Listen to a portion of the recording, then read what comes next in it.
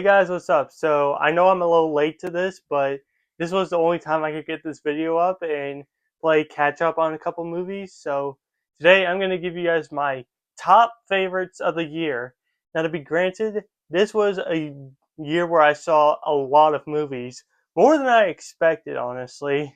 So yeah, without further ado, let's jump on in. Also, actually, we're going to start with some honorable mentions. So let's get those out of the way. I'm going to do five first, and then at the halfway point, I'm going to do five more. So first honorable mention, Furiosa, a Mad Max Saga. Now, I'm a newcomer to the Mad Max Saga, so when I saw they were doing this, I was intrigued. Loved Fury Road, watched earlier this year. Really like this one. Anya Taylor-Joy gives a great performance. Chris Hemsworth is having a ball. So it's not one that it's one I haven't rewatched much, so I can't put it higher on the list. Next one is We Live in Time, the Andrew Garfield, Florence Pugh tearjerker. Now this movie came to a surprise for me because I was excited from when this was announced because of these two actors, and this did not disappoint. This is one of the best love stories I think I've ever seen in a film. Sorry, I kind of stutter or mumble sometimes.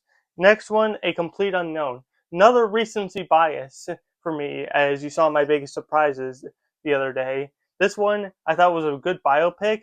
Not one as good as the other movies that have come out this year, but definitely one to check out for award season. But sometimes it can get a little tricky to follow what they're trying to talk about. But other than that, I thought this was a great movie.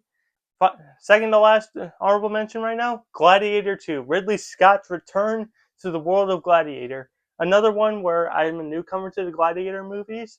Really like the first one. Also really like this one. But I didn't find it as fresh as the first movie, but still a lot of great performances. Paul Mescal, in particular, is going to have a career because of this film. He's already starring a few films. Also, Denzel gives a great performance for his career. And let's get on to this list. Right, kicking things off at number 10, Sonic the Hedgehog 3. Now this one I know recency bias, but because it only came out a few days ago, but this is the best Sonic movie we have gotten, honestly. Surprisingly, really serious.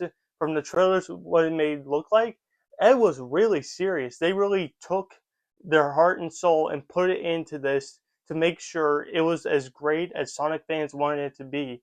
Ben Schwartz is iconic as Sonic. I don't think anyone else could play him the same as he does.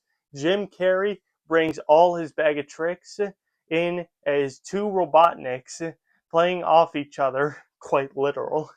But yeah, he's as fun as always. One of the best characters and funniest that we've seen of his.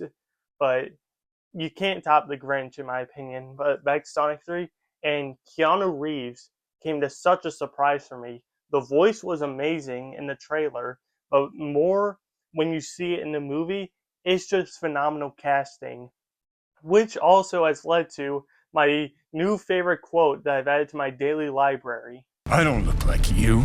You look like me. Why do you look like me? So, I mean, what more can you say about this? I don't know much about the Sonic universe. I only go on and off the movies. I haven't played the games. I'm more of a Mario guy. But Sonic 3 gave all fans of the movie and fans of the game all that they wanted. Sonic 4 is in the works, and I cannot wait to see what more they have to bring to this world, because this is the best video game adaptation I think we've seen, and probably the best video game trilogy we've seen for a film, because each film builds more and more on top of each other. But other than that, Sonic 3 has made its way onto this list, and I'm so happy it did. Coming in at number 9, we have The Fall Guy. In my opinion, probably the most underrated film of this year. I mean, it had a lot of buzz around it. Like, some people hate it, some people love it. I'm in the love category. Absolutely loved this movie. It was probably the most fun movie this summer. Like, there were a lot of great movies this summer, but this was just one of them that put a huge smile on my face. I'm all for big action movies, and this movie did not disappoint. This truly was a grand action movie with a lot of stunts. The stunts in this were so amazing. my favorite in particular is the helicopter fall at the end, and my favorite action scene is the car chase during the karaoke scene, which I thought was done so effectively. Camera movements and everything. The stunt coordinators were great in this. Like, I mean, I know they're probably deep faking it, but I really do believe Ryan Gosling's doing all of this when really he's not. But they really pulled it off. Speaking of which, Ryan Gosling is as funny as ever. He was great as Ken, but I like him more as Colt Seavers. Honestly, he's just brought so much character, and I liked him so much. Honestly, I kind of joked he looked like my brother a little bit if he fixed his hair, made it look like him. But yeah, Emily Blunt is a good um, lead actress in this. I do buy their love story in this movie and what happened between them. But yeah, one of the best uses of All Too Well, honestly, when he's in the car. I love the 10-minute version. I'm a Swiftie myself, so anything Taylor related I can enjoy in a movie. But yeah, I mean, and also good story villain with Aaron Taylor Johnson. I thought as annoying as his character was, he did pull it through. And there was just like so many jokes in this movie that landed. 87 North has gone a good run for best action movies of this decade with Nobody, Violent Night, and now this. And if I'm correct, they do have part in the John Wick movies with making those, but cannot wait to see what they do with Nobody too, because that was an amazing movie. And I love the Fall Guy so much. Honestly, I'd probably watch it again sometime this in the coming month. Honestly, because it was just that fun to watch. And speaking of most fun to watch, Wicked. Now, a shock as ever. I was shocked how much I loved this movie coming out of the theater. As you heard in my best surprises list in November ranking, packed IMAX theater, got to see it early. I was surprised I loved it as much. So many applaud moments, not as much though, but I would have liked to see more. My one gripe is that it's a part one, and I really want to watch part two right now. I actually rewatched this last night and had my mom watch it. She really liked it. And sorry, I got cut off on this, but yeah, my mom really liked this movie. I'm really glad she did because she knows more of the Oz world more than I do. But I thought this was a great musical, surprisingly amazing musical. I've had these songs in my head, in particular Dancing Through Life, which Jonathan Bailey steals the show with all the scenes he's in. Like, he encapsulates so much of who he's supposed to play off as this kind of cocky guy, but you still see him as this charming guy in this movie, and so much of what is shown between him and Elphaba in is just really profound, and I really think they should be together, honestly. But yeah, and speaking of Ariana Grande as Glinda is so fun. When I watched this again, I was surprised by how much more I was laughing at her character because she's kind of the comedy from this movie, but like she has so many funny lines and scenes that it was just too hard not to laugh at them. And Cynthia Erivo definitely deserves her applause because she's an actress I only know from this, but I'm so happy she's getting her awards for this because she is a talented actress, amazing singer. Same with Ariana, and I cannot wait to see part two when it comes out. But overall, one of the most shocking surprises of this year. I was as shocked as all when I came out smiling ear to ear and even parts with crying, honestly. I was surprised I cried at the Witch movie, and that's saying something that you could be able to do. So, well done, John Chu. I cannot wait to see what you do with part two, but god damn it. Why do we have to wait 11 months? Now, moving on to number 7, Civil War. Now, I was intrigued. Well, not really intrigued. I was curious on this because if you remember, this trended on Twitter when the trailer came out, and surprisingly, weird timing with the election around the corner when this came out, and so much debate on what our world could come up to before this movie came out. And surprisingly, I was curious to go in to see this because it's one of those things where if you saw my surprises list, I talk about this. I just want to know what everyone's going to be talking about so I can chime in and everything. So the movie came out. I adored it, honestly. The sound was amazing. I saw it in IMAX. I was happy to have seen it in IMAX. The cinematography was on another level. I haven't seen the 28 Later franchise by Alex Garland, but I really want to see what he has to bring to that because I know he's the same director as this. But I thought he did a great job in this movie. I'm not a big Kirsten Dunst fan, but I thought she held her own as a lead in this movie. I thought she was very good.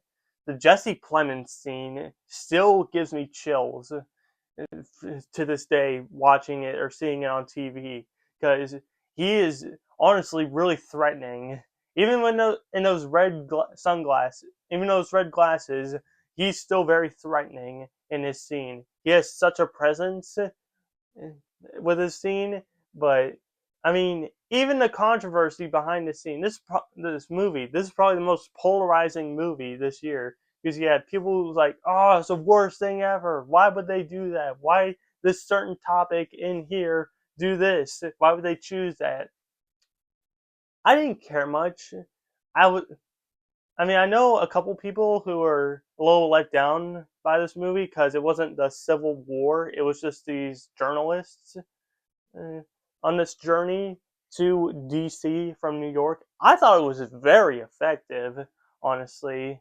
And whoever the other guy was in this movie, the other journalist, I know he's Death from Puss in Boots' Last Wish, but I thought he did a good job.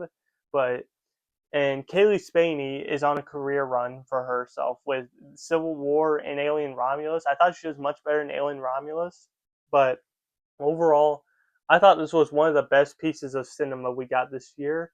I'm really curious if this will bag any awards for the upcoming season. And then at number six, The Wild Robot. Now, I was so invested when this trailer came out. As so many of you wanted it to be, I really wanted this to be a silent movie because I thought this would have been such a beautiful film. It's just silent. You follow this robot, but when I finished the trailer, saw the cast, I was like, oh man, why? You could have had such an amazing idea. And it's Chris Sanders, director of Lilo and Stitch and How to Train Your Dragon. I like Lilo and Stitch. I love How to Train Your Dragon even more. You can see by my toothless pillow over there. But yeah, I knew. I figured I was in good. We were in good hands. He's a great director. He batted 3 for 3 with this movie. This was such a beautiful film that he made. I was as shocked by how much emotion this pulled out of me, honestly, because I have a deep, loving relationship. I have a great relationship with my mother, and we bond a lot, and she's the one I go to talk to about stuff. But I thought this was such an amazing mother son relationship for a movie.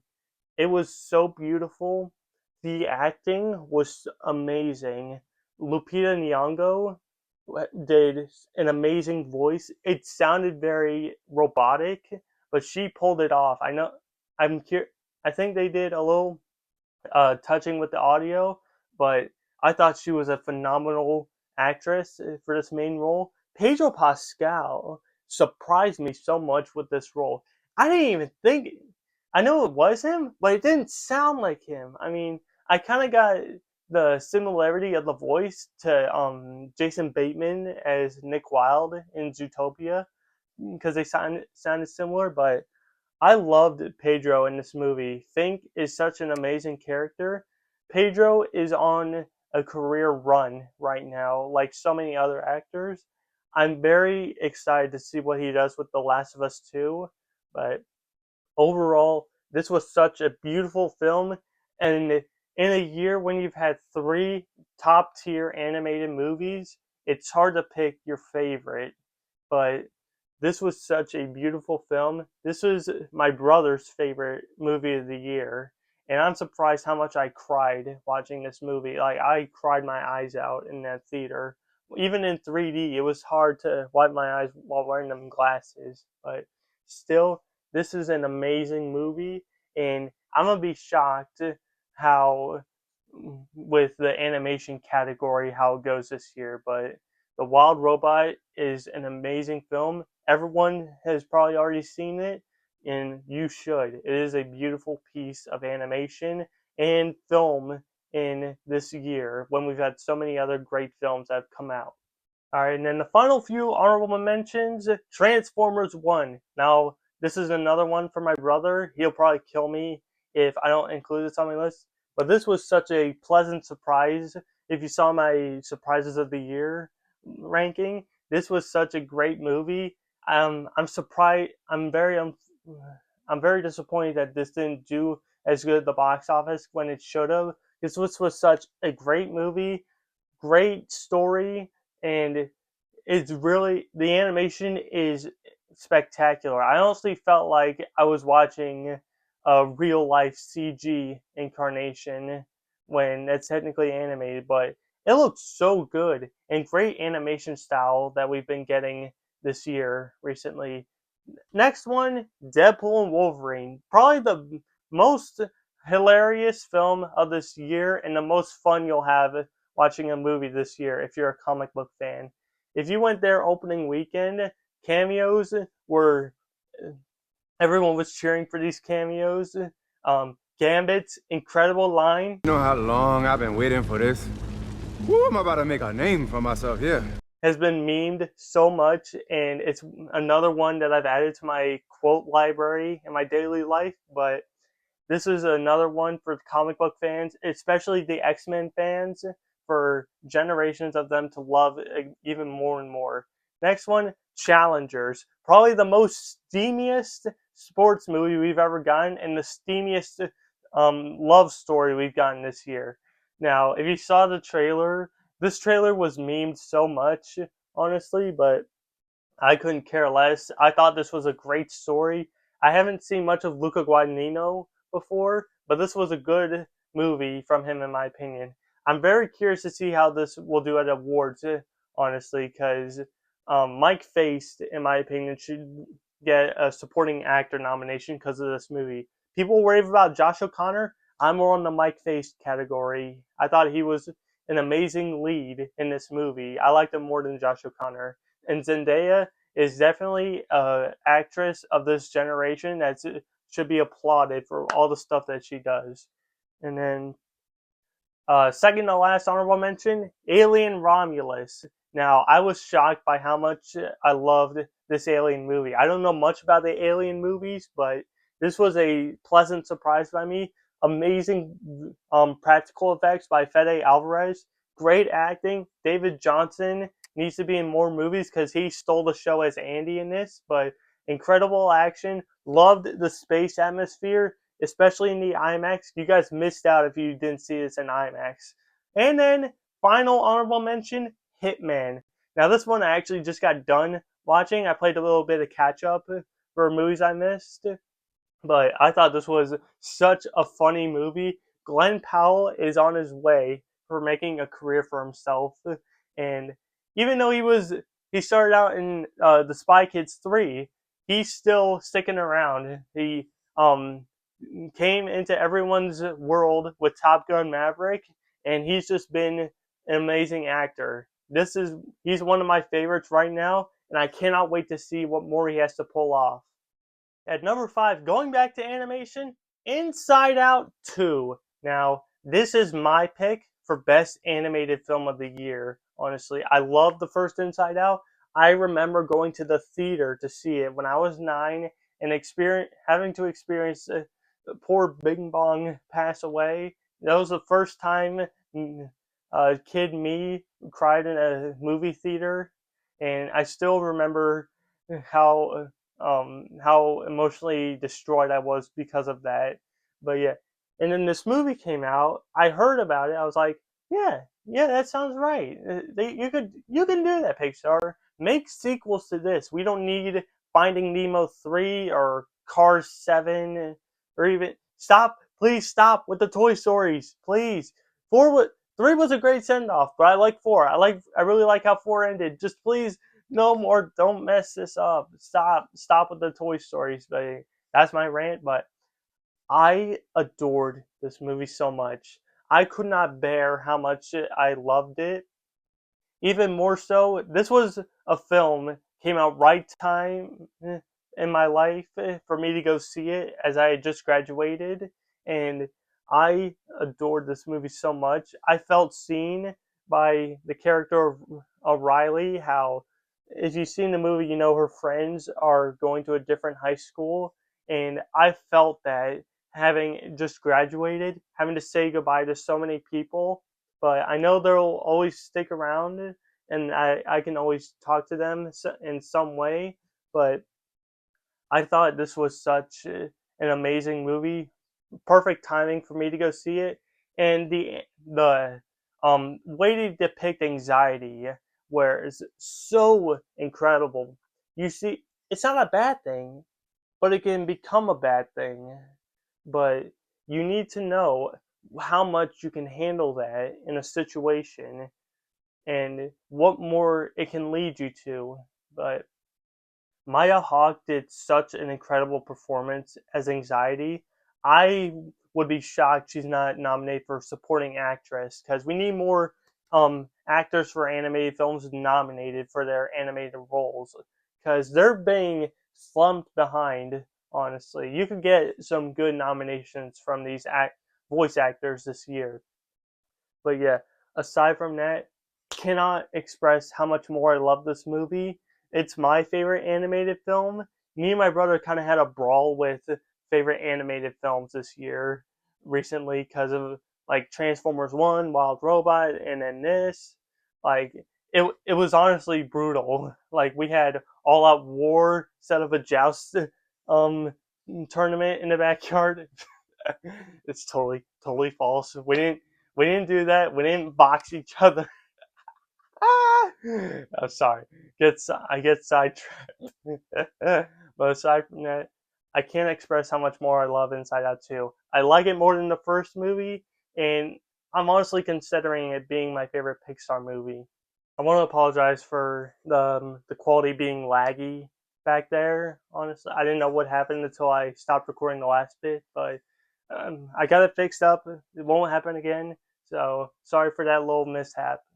Rounding in at the top 4, Strange Darling. Now, as y'all saw from my biggest surprises list the other day, this was the biggest surprise for me this year. Absolutely loved it. My favorite horror movie of this year. Cannot stress that enough. It was so amazing, in my opinion. The cinematography was amazing.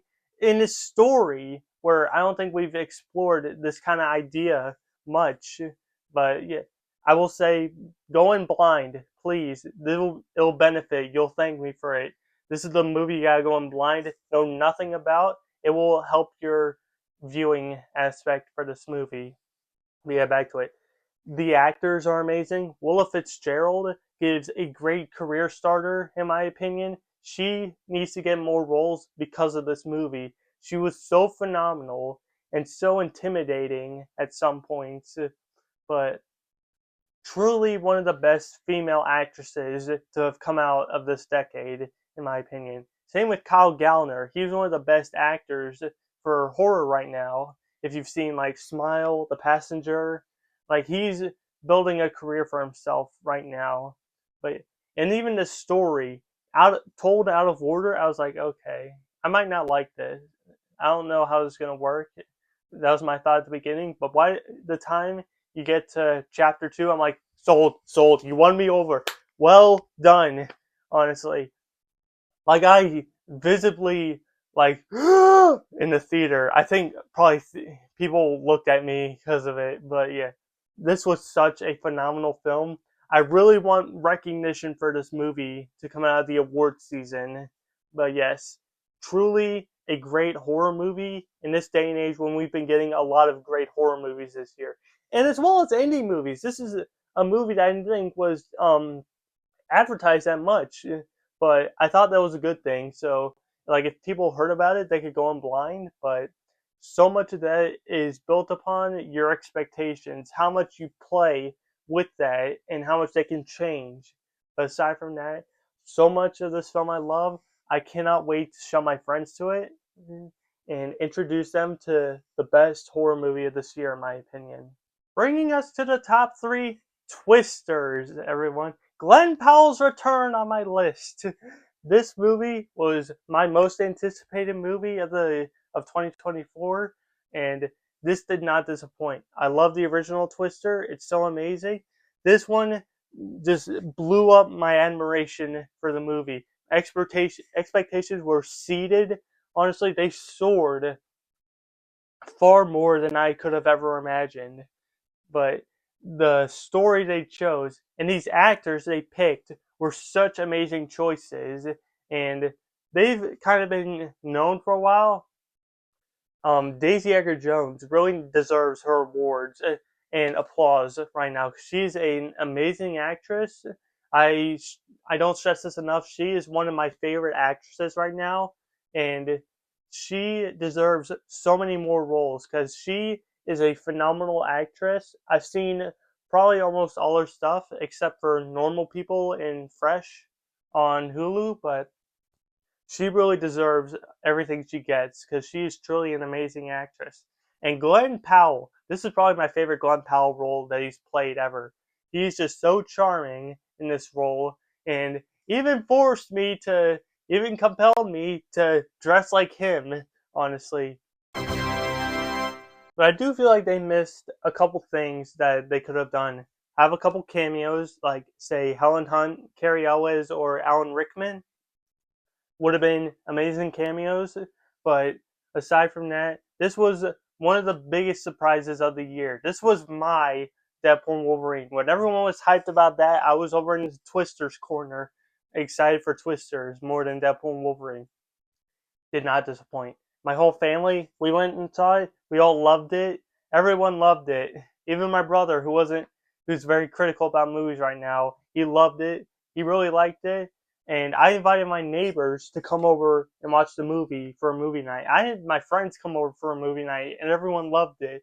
And that's how well this movie did, honestly. I wish it got more at the box office. It did better here domestically, not much internationally, but I think that stands to show how people in our territory, well, I live on east, but people like, say, Oklahoma or Texas in Tornado Alley, they get more out of this because they have more stories and more um, knowledge and have seen these things, which I've never seen a tornado hit around where I live, but this was truly the most fun I had at a movie this year. I know I said that for Fall Guy, but this one takes the cake, honestly. Loved it so much. I really want I don't know if you could top this, honestly. Like, so much of it is just these characters. You like them. Even the love story that came up, and everyone was like, "Why didn't they cast? They should have." I was there too. I was like, "Why didn't they? They clearly should have." Deleted scene. They did a deleted scene where the ending they did where they kissed, and when I read up more on that, I was like, okay, they made the right choice. From what they said, it was more about bringing Kate back to what she loves, and I was like, yeah, that makes sense. But Twisters, love it so much. I really give my applause to this film. My runner-up for best of the year, Dune Part Two. Now, this is a tricky one where we're in the top two. It was hard to pick for me. My number one beat with Dune 2. So yeah, I could not express how much I love this movie. I was so excited for it in without having seen the first movie, but when I watched it, I really liked the first movie. This blows it out of the water, in my opinion. This is one of the best sci-fi movies we've ever gotten. This is one of the best films we've ever gotten, in my opinion. Denis Villeneuve created the world of Dune from Frank Herbert's novel in such an amazing way. Like in that first movie, you remember that sandworm, its first appearance, and Paul's fight with Jamis at the end. You remember that, honestly. So much of what this film brought, the cinematography, the character arcs, even betrayals, like you feel the betrayal Chani feels at the end when Paul says he'll take the hand of the Emperor's daughter in marriage. And I did feel that, honestly. She didn't deserve it. Like, he needed to be with Shawnee, but he plays with the strategical move in which it shows where is he evil? Maybe, but these actors are so amazing. This is a stacked cast. Timothy Chalamet, the role he fought for, this is his role. You can't have anyone else play Paul Atreides, Muad'Dib, Uso, Lisa no Gaib. Like, even the meme of Listen, Gabe! it was so big because of how many people this movie encapsulated in their hearts. Austin Butler as well looks so creepy. His voice is a little goofy, I will say, but I mean, what more? He's doing his best. He pulled off the threatening killer off really good.